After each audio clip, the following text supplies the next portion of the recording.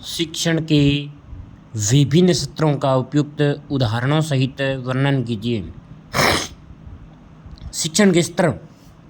शिक्षण के निम्न 3 स्तर है। कौन कौन से? स्मृति का स्तर, स्मृति स्तर का शिक्षण मतलब क्या है कि मेमोरी लेवल टीचिंग होता है।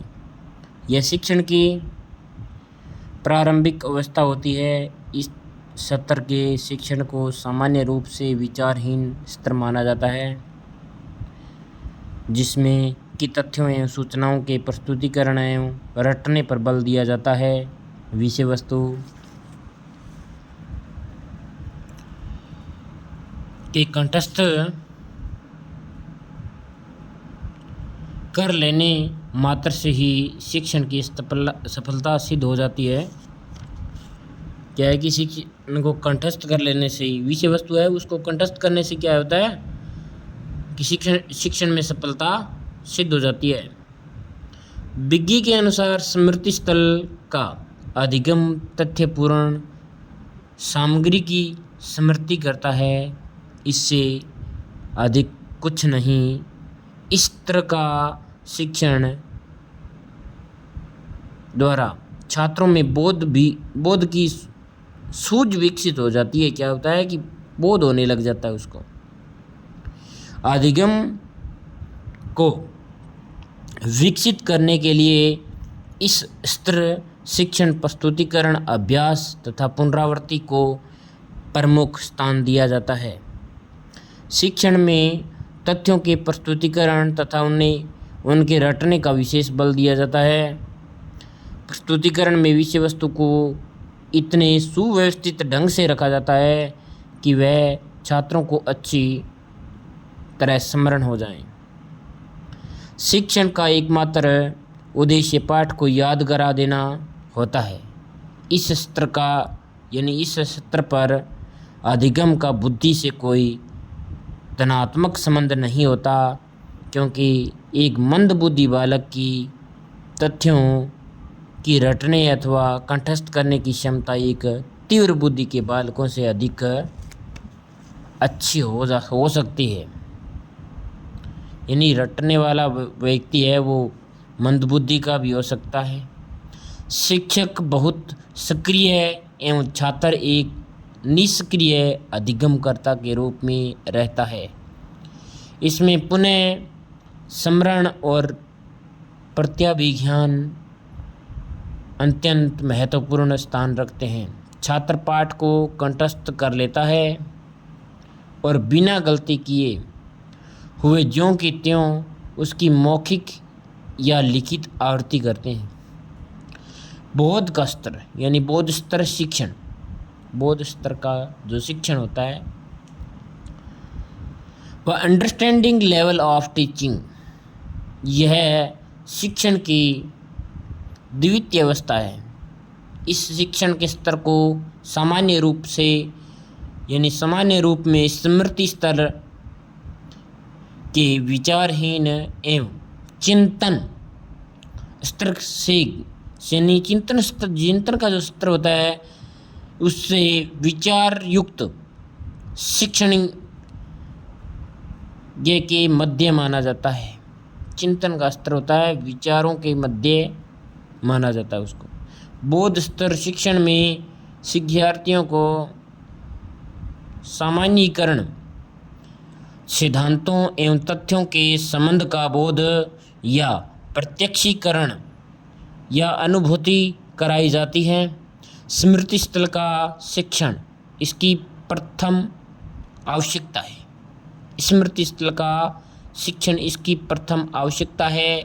इस स्तर के शिक्षण में शिक्षार्थियों के सम्मुख तथ्यों एवं सिद्धांतों के संबंध तथा सामान्य सिद्धांतों के वर्णन के माध्यम से बोध को प्रस्तुत करता है। शिक्षक अपने अनुदेशन को बोध स्तर पर लाने का प्रयास करता है। यदि वह बोध स्तर तक शिक्षण में लाने में सफल हो जाता है, उस स्थिति में शिक्षार्थी में नियमों को पहचानने, समझने, अनुभूति करने तथ्यों में संबंध देखने तथा उनके प्रयोग करने की क्षमता का विकास हो जाता है, जिससे शिक्षण की प्रक्रिया अर्थपूर्ण रूप ग्रहण कर लेती है। विज्ञ के अनुसार बौद्ध स्तर का शिक्षण वह शिक्षण है जो शिक्षार्थियों में सामान्यतः एवं विशेष अर्थात सिद्धांतों एवं तथ्यों में संबंध का ज्ञान कराने का प्रयत्न करता है और उन उपयोगों का विकास करता है जिसमें कि सिद्धांतों का प्रयोग किया जा सकता है। बौद्ध स्तर का शिक्षण छात्रों में विषय वस्तु का बोध या समझ विकसित करने के लिए होता है। बोध के द्वारा ही अंतर्दृष्टि उत्पन्न होती है। बोध विकसित होने पर छात्र अपनी ज्ञानात्मक संरचना को पुनर्संरचित कर सकते हैं तथा ज्ञान में अंतर्निहित घटकों में नए नए संबंध देख सकते हैं। चिंतन मनन का स्तर शिक्षण रिफ्लेक्टिव लेवल ऑफ टीचिंग चिंतन स्तर का शिक्षण समस्या केंद्रित होता है। छात्र विषय वस्तु के संबंध में आलोचनात्मक दृष्टिकोण अपनाते हैं। छात्र सीखे हुए तथ्यों व सामान्यीकरणों की जांच करता है और नवीन तथ्यों को खोज करता है। वस्तुतः यह शिक्षण स्तर अधिगम क्रिया का अंतिम बिंदु है। इसमें शिक्षार्थी मौलिक चिंतन का प्रयास करता है तथा शिक्षार्थी ज्ञात तथ्यों का मूल्यांकन करता है। विज्ञ के अनुसार शिक्षण का चिंतन या परावर्तन स्तर कक्षा में ऐसे वातावरण को विकसित करता है जो अधिक सजीव, प्रेरक, अधिक आलोचनात्मक और संवेदनशील तथा नवीन और मौलिक चिंतन को खुला अवसर प्रदान करें। इससे भी अधिक इस प्रकार का शिक्षण बौद्ध स्तर के शिक्षण की अपेक्षा अधिक कार्य उत्पादन को बढ़ावा देता है। चिंतन मनन स्तर के शिक्षण में रटने या समझने तक ही सीमित नहीं रखा जाता, अपितु इस बात की विचेष्टा की जाती है कि जिज्ञासा, रुचि, अनुसंधान, धैर्य आदि का भी विकास हो जाता है। हो सके चिंतन स्तर सर्वोच्च स्तर का शिक्षण है। चिंतन वस्तुतः एकात्मक मानसिक प्रक्रिया है। इसमें ज्ञान की प्राप्ति, ज्ञान का विकास, परिवर्तन और उसका निष्कर्ष सन्निहित है। छात्रों में इस सत्र पर जिज्ञासा, रुचि, अन्वेषण और अध्यवसाय विकसित होता है।